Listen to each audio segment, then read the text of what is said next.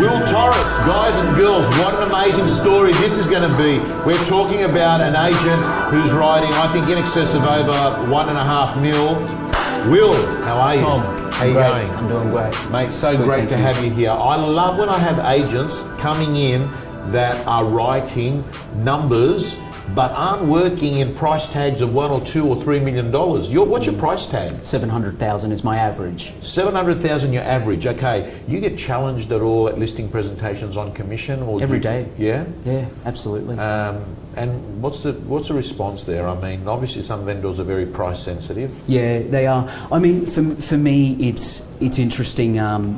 When I get challenged on the commission, you know, I think I don't really try to.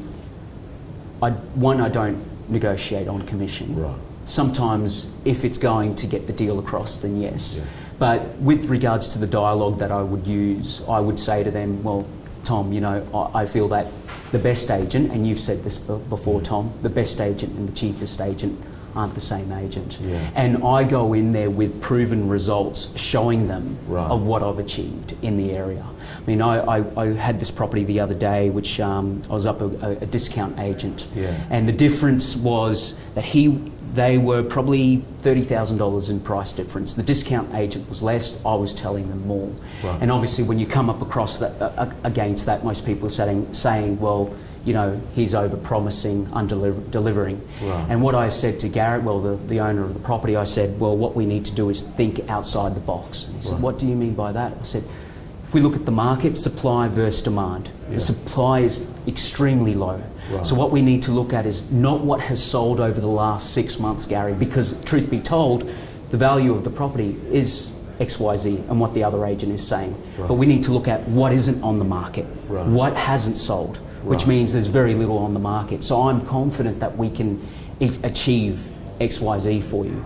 And I sold the property for $50,000 more than what the other agent was sort of telling them that they could achieve for the home, and got the deal at 3.5% commission. 3.5? 3.5. Can I ask you, typically, what's your listing presentation look like? Do you sit down first or take a tour of the property? I take a tour of the property first. Okay, and then what happens? And then we sit down. Yeah. After we've taken the tour. Is there a structure and agenda, or there is a structure that I've got in place. So when I speak to them, I normally go through 4 options. 1 is a marketing strategy, 2 is a pricing strategy, 3 is choosing the right agent, yeah. and 4 is a presentation strategy. Right. So what I mean by that is with presentation, I speak to them about how, because they've always got a question, well, how do we present our home? Right. Do we need to renovate?